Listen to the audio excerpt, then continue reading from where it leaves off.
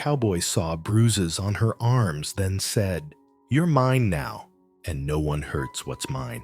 Before we ride into this story, take a moment to drop a comment below. Let us know where you're watching from, what town or city you're calling home tonight, and when the end. This story, don't forget to rate this story from 0 to 10. Now lean back, get comfortable, and enjoy the story. She didn't flinch when he touched the bruise. She just looked at him like she'd been waiting her whole life to be seen and didn't quite believe it was happening. Montana Territory, spring of 1879. The snow had finally stopped clinging to the edges of the pines, but the air still held bite like a promise not yet forgiven. The wind came down sharp off the bitterroots, and the dirt road through Elo stayed soft with thaw and gossip.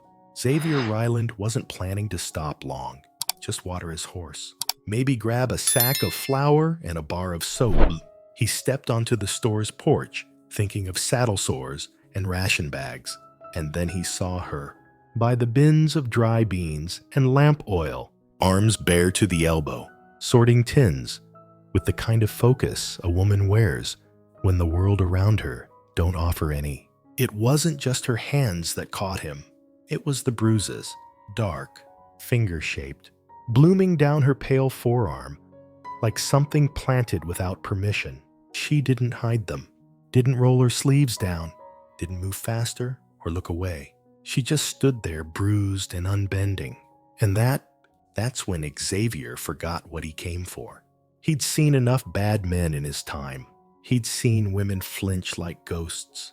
But this girl, she didn't flinch. Not even when he said the words, "Pack your things. You're mine now." Montana Territory, spring of 1879. Wind off the bitter roots was mean that year, sharp enough to cut through oilskin and old grief. Folks in the town of Elo kept their collars high and their eyes low, especially when it came to Mr. Derry's store. The building sagged like it was tired of what it had seen. The porch steps were worn from years of boots and bruises no one talked about. Inside, she moved like clockwork. Fiora Reed, 22, hair pulled tight at the nape, sleeves rolled up, apron tied clean. She ran the general store for Derry, though she'd never say it that way. Just said she stacked the shelves. But it was her hands that counted the ledger, her feet that swept the dust, her quiet that kept the place running, and her arms, they bore the truth. Finger marks, purple and dull, one on each forearm, like someone needed the world to know she belonged to them. But she didn't cry, didn't hide. She just kept stacking tins like the bruises weren't there. That morning, she caught a stranger staring, broad-shouldered, coat dusted from the road, jaw tight, like it had bitten back too much for too long. He didn't leer. He didn't ask questions, just stepped forward and said, "I saw them bruises. I do not care if you know me or not. Pack your things. You're mine now." She stiffened. "You don't even know me," she said, voice flat. "I don't need to." He answered, "I know what I saw." She pulled her arm back. "You can't just say that like it's nothing." He didn't blink. "I don't say anything. I don't mean for the first time in a long while." Her hand trembled, not from fear, but from the strange weight of being seen, of being claimed without being taken. She disappeared into the back room, and he stood there, didn't follow, didn't push, just waited in silence. By dusk, most men would have given up, but Xavier Ryland wasn't most men. He tied his horse outside the saloon, nursed a whiskey until the shadows stretched long across the road, and when she stepped out the back alley, satchel in hand, braid looser than it had been that morning, she looked at him the way a hunted doe might look at a door swinging open in the woods. "I don't know what I'm doing," she whispered. He didn't smile, didn't reach. "You're leaving. I don't even know where you're taking me. Anywhere but here." "You really meant it when you said I was yours." "I did. I'm not something to be kept." "No," Xavier said. "You're someone to be kept safe." She exhaled. and it sounded like someone letting go of a rope they'd been gripping too long. "And if I don't want to stay," she asked, "then I ride you wherever you want to go. No strings. You say the word." She looked over her shoulder one last time toward the darkened windows of the store. The ghost of Derry still clawing the walls. Then she stepped toward him. One step, then another. Xavier helped her onto the saddle, swung up behind her, and without fanfare, without farewell, they rode out of Elo under a sky the color of blood-orange flame. Silence between them, like a fragile kind of trust. Would she dare to stay? That was the question. And the land had a way of making folks answer it, whether they meant to or not. Part 1. The Girl Who Didn't Hide the Bruises. The trail out of Elo twisted hard through a gulch where the pine trees crowded close and the sun barely cut through. Fiora didn't speak the first hour. She kept her eyes forward, one hand clutching the saddle horn, the other resting stiff on her thigh. Her dress was plain, dust clung, hem frayed. A single tear in the sleeve showed more bruises beneath the kind that hadn't faded yet. Xavier didn't speak either. His horse moved slow, sensing something fragile had climbed into the saddle with them. Not a girl. Not exactly. More like a creature, made of breath and decision, trying hard not to shatter. At first, she didn't lean back against him. She kept herself upright, stiff, separate. By the time the sky dimmed into blue dusk and the pine shadows stretched long, her body had eased just slightly, enough for her shoulder to rest against his chest. Not trust, just release. They made camp near a bend in a cold creek, where the stones were smooth and the air smelled of wet bark. Xavier dismounted first, didn't offer his hand, just waited until she slid down behind him. She almost fell, but didn't. The ground was soft from snowmelt, and Fiora stood in it, like someone unsure where her body ended and the earth began. She turned in slow circles, taking in the trees, the sky, the way the creek murmured like something ancient and unconcerned. "You hungry?" Xavier asked. She nodded. Once, he tossed her a strip of jerky from his satchel. She caught it one-handed, sat on a fallen log, and chewed in silence. They didn't build a big fire, just enough to keep the cold from settling in their bones. He laid out a blanket for her near the flames, set another a few feet away for himself. "I ain't running," she said finally, voice rough from the cold and quiet. "I didn't say you were. I just want to be clear. I ain't running from nothing." "I left." He nodded, poked the fire with a stick.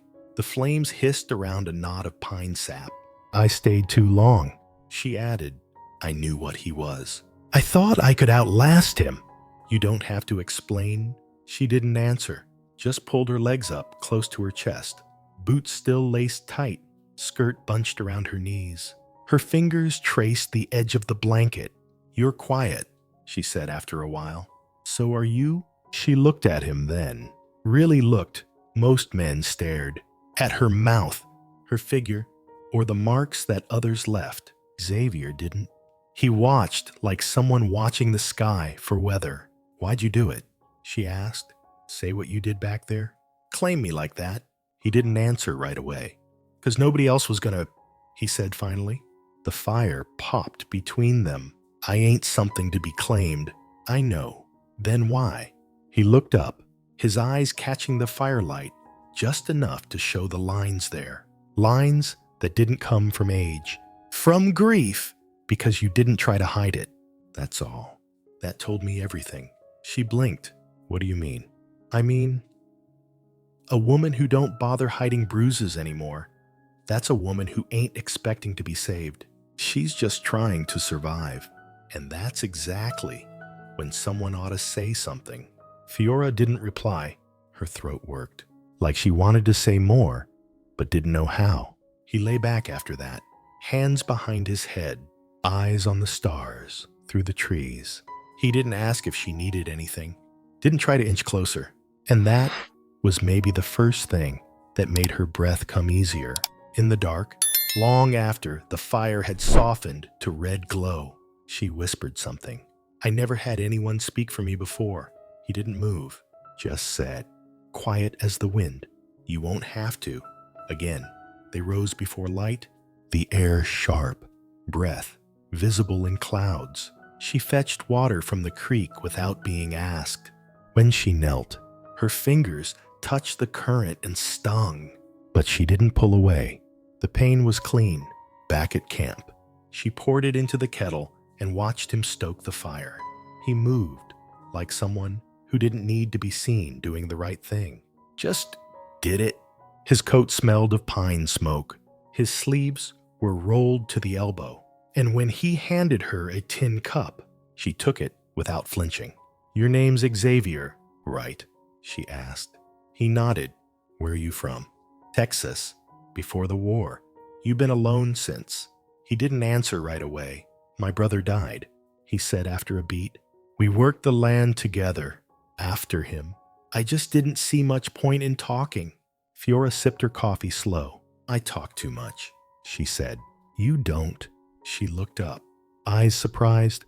"You just ain't had anyone worth saying things to." She set the cup down. "I don't know if I'm worth all this," she said softly. "The trouble, the silence, the firewood, and jerky. You ain't trouble. You don't even know me." "I don't need to." He turned back to the fire. "Let the words sit there like something sacred." She stood and walked a few paces. The trees opened to a rise where she could see down to the creek. Her arms folded across her chest, not for warmth, but for memory, as if trying to hold something in. He watched her from behind, didn't move. The wind shifted, carried the scent of pine and thaw. She turned slowly and came back to the fire, sat again, this time closer, not beside him, but not far. "You ever kill a man?" she asked. Xavier stared at the flames. "Once." "Why?" "He hurt someone." She didn't ask more. She didn't need to. The next day, they rode again, her posture softer, her eyes scanning the trail, not for danger, but to remember, as if maybe this was the road she'd always meant to take.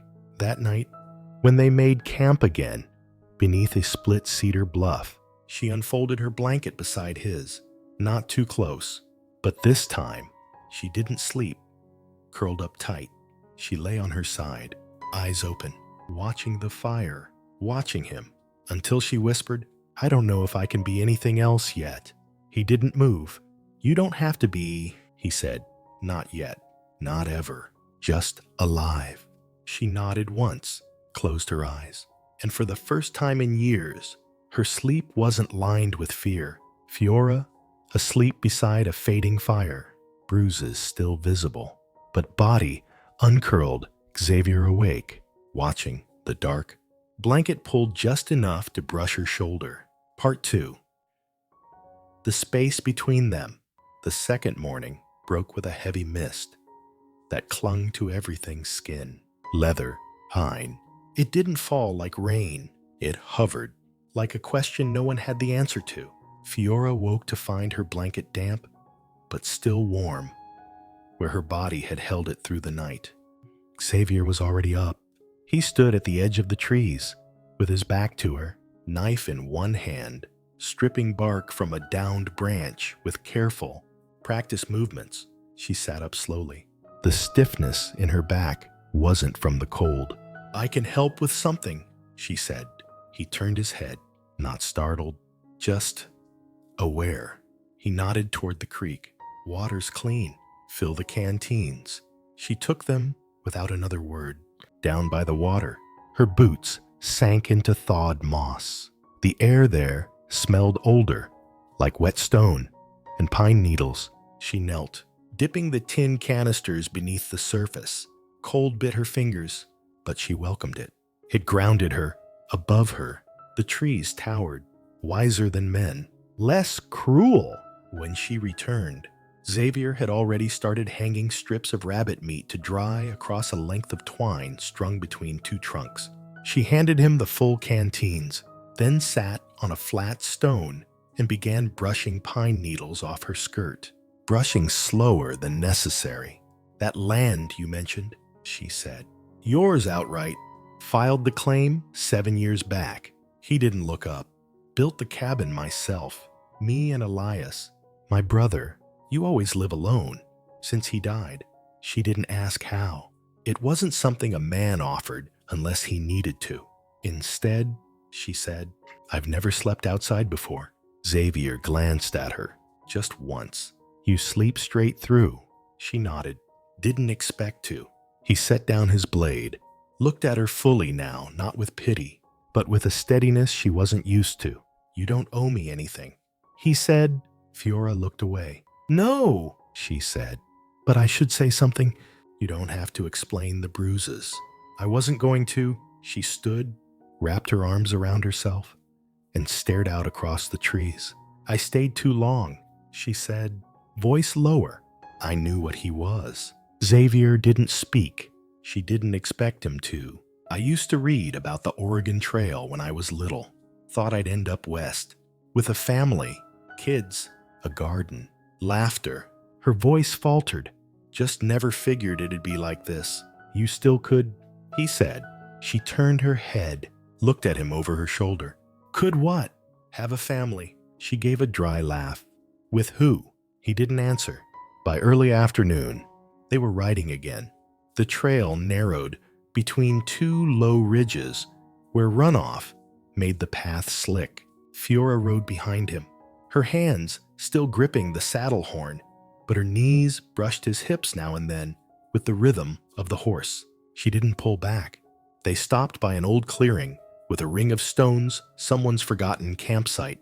Xavier tied the horse to a birch tree and unpacked the supplies. Fiora knelt beside the clearing, gathering kindling. Her hand slipped, a branch snagging her palm. Blood welled quick and red. He was beside her before she could say a word. Clean cloth already in hand. It's nothing, she murmured. Still, she held her hand out.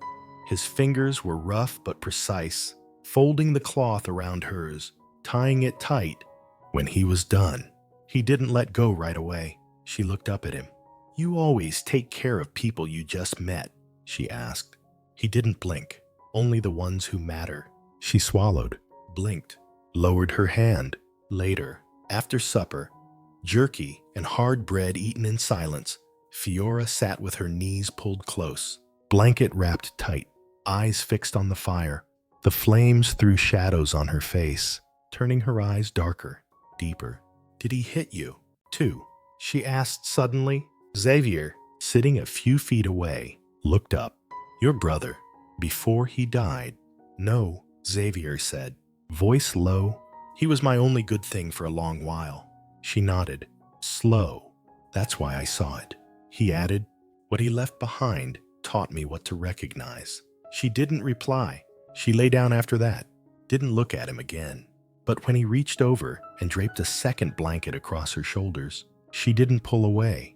In the dark, with the wind whispering through pine, Fiora whispered something else. Not to him, maybe to the night. I don't know if I can be anything else yet. He turned just enough to hear her breathing even out. Her tension eased, shoulders soft against the earth. You don't have to be, he said. Not yet. He didn't sleep right away, not because he was keeping watch, because it had been a long time since someone trusted him enough to fall asleep beside him. And in that hush between branches and fire ash, something new stirred. Not love, not yet, but something that might become it. The third morning was worse. Rain, soft but steady, the kind that finds the seams in your coat and doesn't ask permission. They rode slow. The trail through the hills turned to mud. Fiora's skirt soaked to the knees, hair coming loose at the temples, curls plastered to her cheek. But she didn't complain, didn't curse the weather, just kept riding. And Xavier, watching her from the corner of his eye, realized something rare.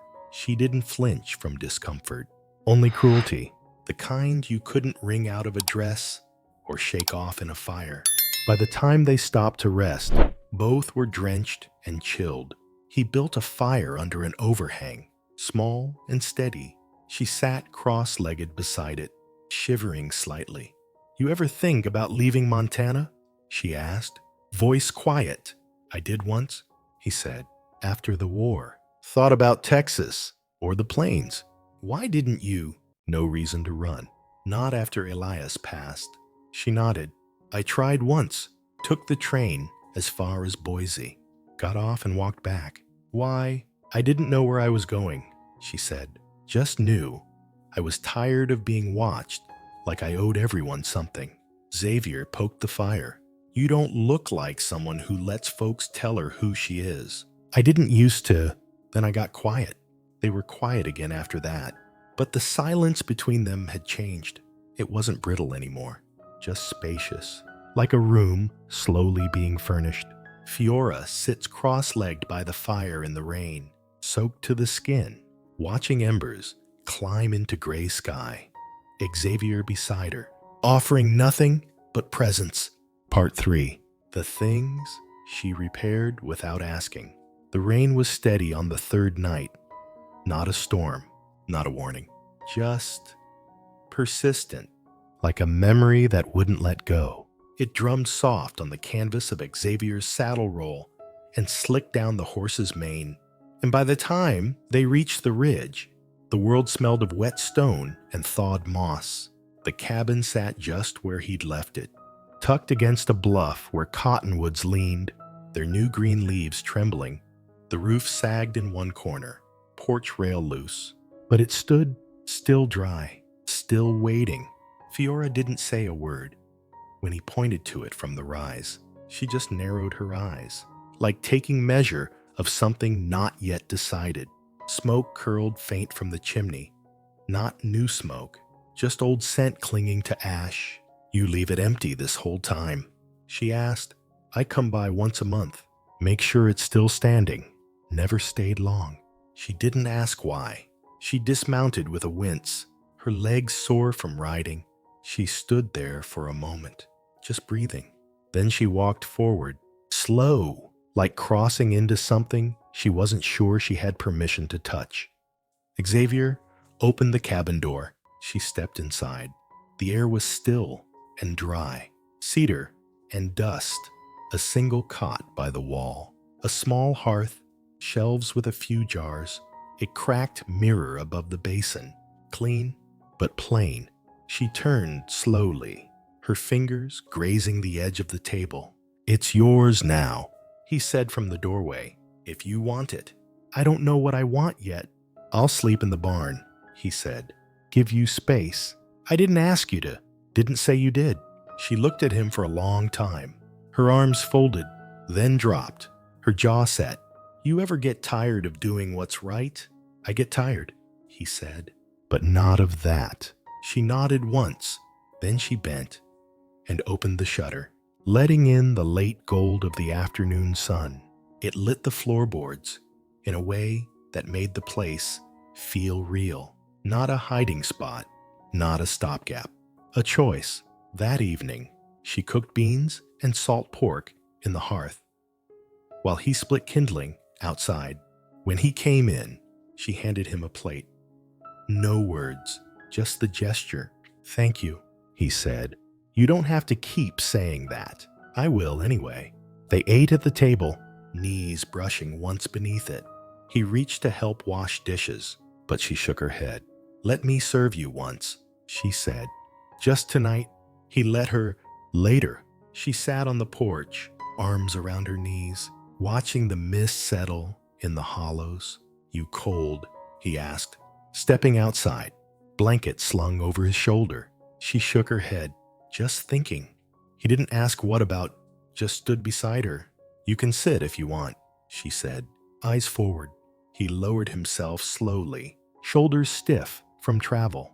They didn't touch, but the space between them felt different now, not distant, deliberate.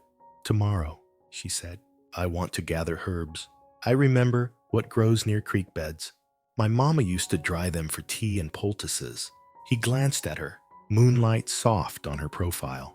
"You keep surprising me. I haven't even started." The next morning, she was already up, standing barefoot by the hearth, sleeves rolled, her braid half undone.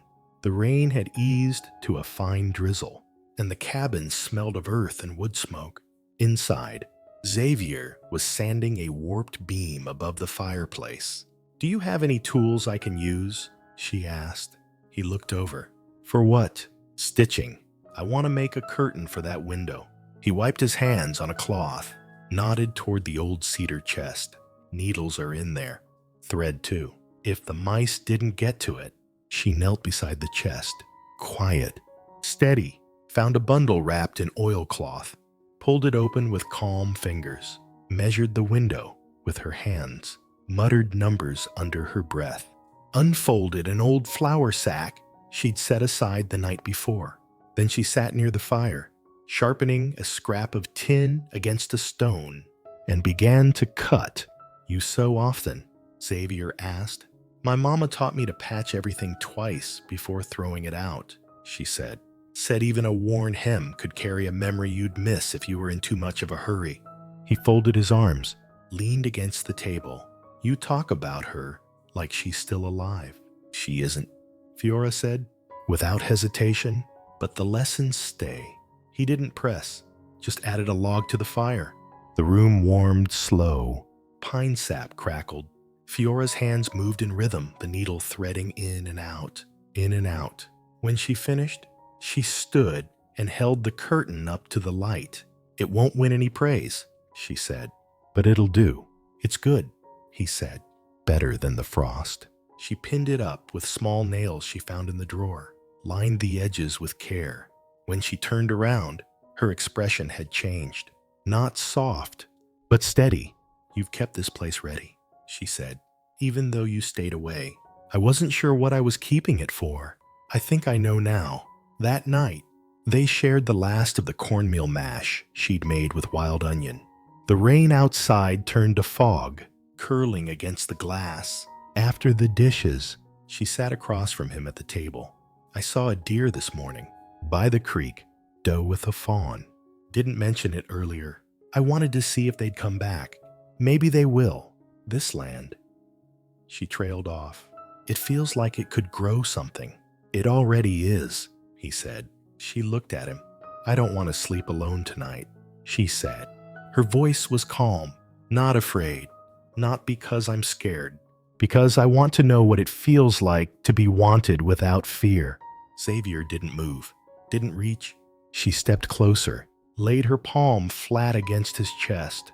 "You said I was yours," she whispered. "I believe you now, not because you claimed me, but because you never took." He kissed her then, once slow, certain, the way a man does when he doesn't need to prove anything. That night, they lay side by side beneath the same blanket, her head tucked beneath his chin, his arm draped loose around her waist. Neither spoke, neither needed to. The fire faded, the roof sighed with old rain, and inside, two people who had carried too much for too long let themselves rest, not in safety, but in the space that could become it. Two figures lying together in the flickering dark, her hand resting open beside his, fingers not touching but nearly. Part 4. The things that stay in the ground. The morning after the rain broke clean and bright, the sun came early over Elk Ridge, rinsing the sky to a pale, high blue. Mist still clung to the tree line, and the air carried the damp sweetness of pine needles and thawed earth. Fiora stood barefoot in the garden patch behind the cabin. She held a spade in one hand, a small linen pouch in the other. Her boots sat by the porch, drying, but she liked the feel of the ground on her skin, the way the soft soil gave under her heel. She crouched, tested the dirt with her fingers. The chill of it didn't startle her. She pressed a bean seed down. Gentle as placing something into sleep, the land took to her touch like it had been waiting. On the porch, Xavier leaned against the doorframe, arms crossed. He watched her move without calling out. She didn't look up, but she spoke all the same. "Your brother." What was his name? He paused. "Elias," She pressed another seed into the earth, covered it. You don't talk like a man who left a war behind. I didn't leave it, Xavier said. I just don't carry it in front of me. She nodded, moved to the next row. Did he die out here? No. Fever took him slow. But sure, I buried him near the stream bed. He hadn't said that to anyone in years. Fiora didn't say she was sorry. She didn't need to. By midday, she had planted the whole patch, 3 rows of beans, 1 of squash, 1 of herbs she found near the creek. She wiped her hands on her skirt and stood, sunlight catching in the strands of her hair that had come loose from her braid. Xavier was repairing the porch rail. The nails had risen from too many winters, and the wood had warped. From all the years the place stood waiting, she joined him, set her foot against the bottom post. While he hammered, he didn't thank her. She didn't need him to. I've been thinking about building a second shelf, she said, inside the cabin, one that could hold jars come autumn. You already planning for harvest. I've lived through lean winters. I won't again. He drove a nail in with 2 sharp strikes. What do you want from this place? Fiora, not the work, not the safety, just you. She didn't answer right away. Then she said, I want to belong somewhere without having to explain why. I want to wake up without waiting for something to be taken from me. He set the hammer down. You already belong here. She studied him. You sure? I'm sure. That evening, she came in with a bundle of dry spruce needles and placed them in a bowl near the hearth. Keeps the moths out, she said, and smells better than dust. Xavier watched her move through the cabin. Every motion had weight not from duty, but care. A hand brushing the table, the way she adjusted the blanket at the foot of the cot. Quiet offerings. She drew a chair beside his, sat down, angled her knees toward his. You ever thought about taking a wife? She asked. I thought about it, he said. Didn't seem fair. I didn't know what I'd be like after everything. He glanced at her, swallowed.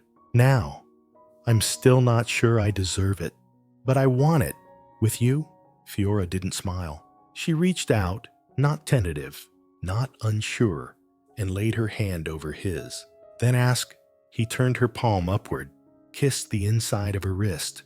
Will you marry me? Fiora. Yes, she said. Like it had been sitting on her tongue for weeks. They married 3 days later, beneath the cottonwoods near the stream.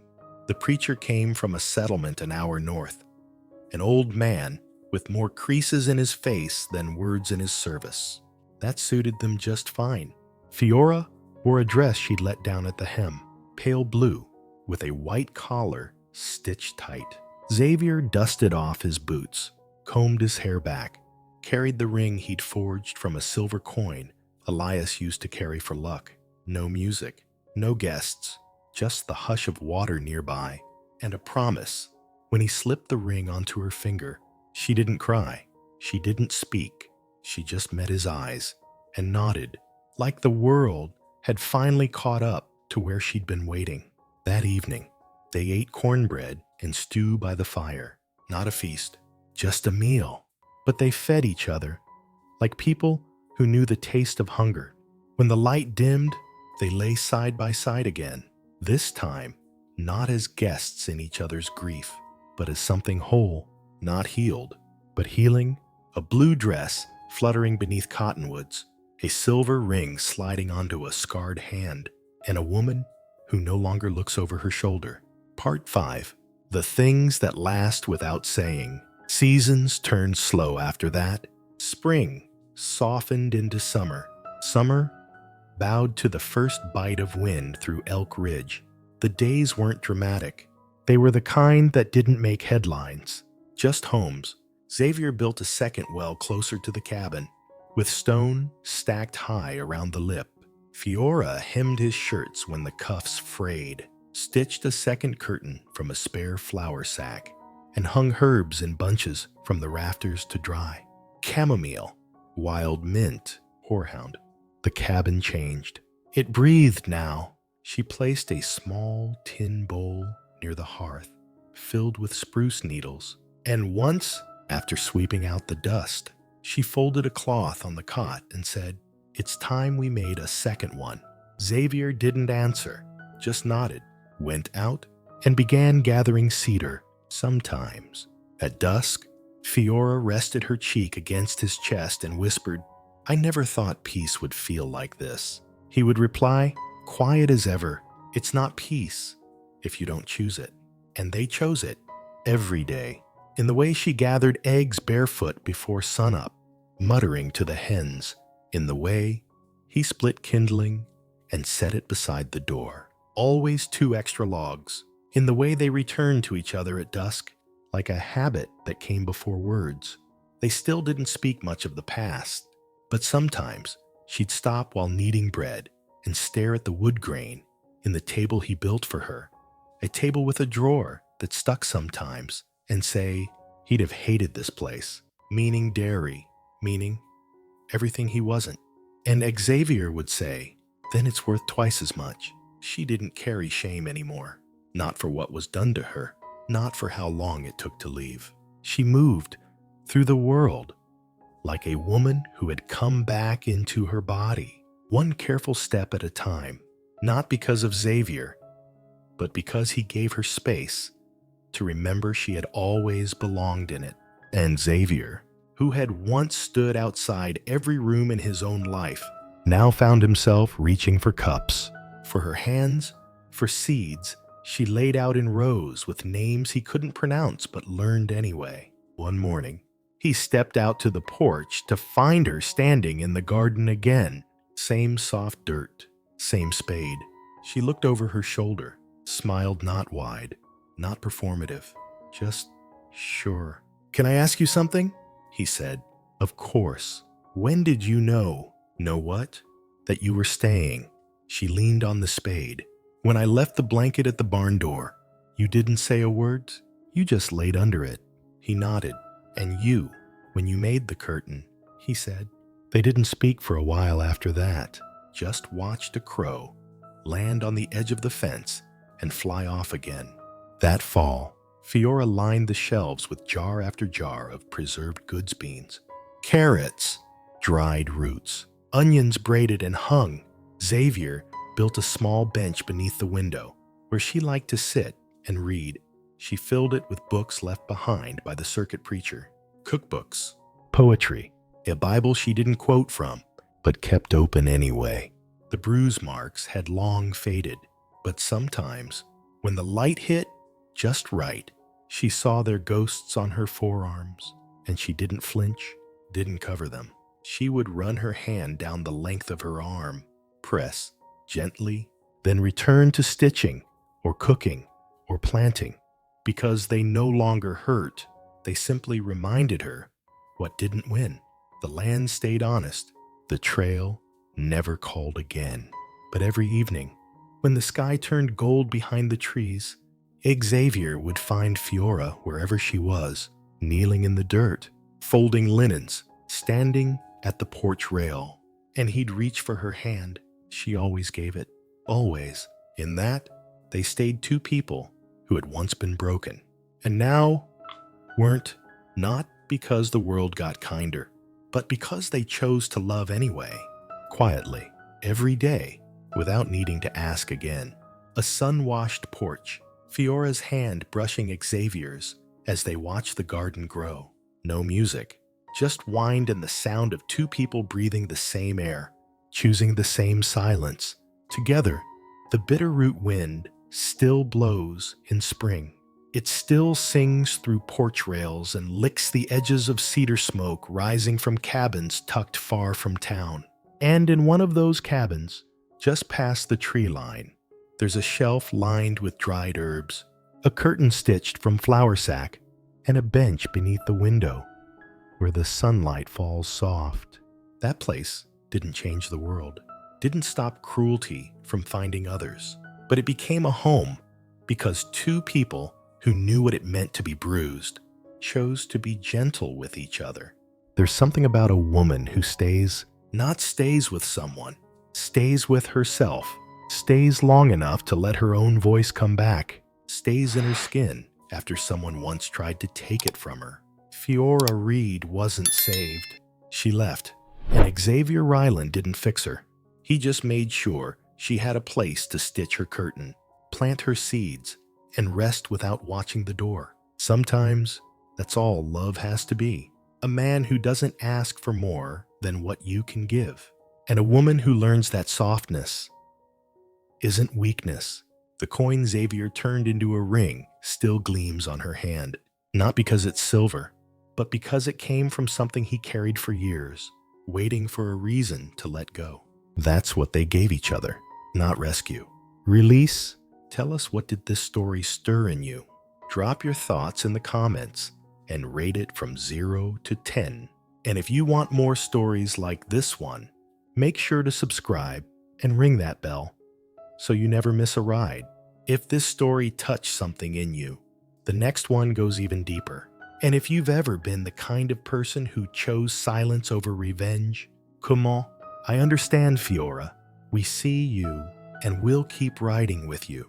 Every story, every dusk, every broken road that still leads to love.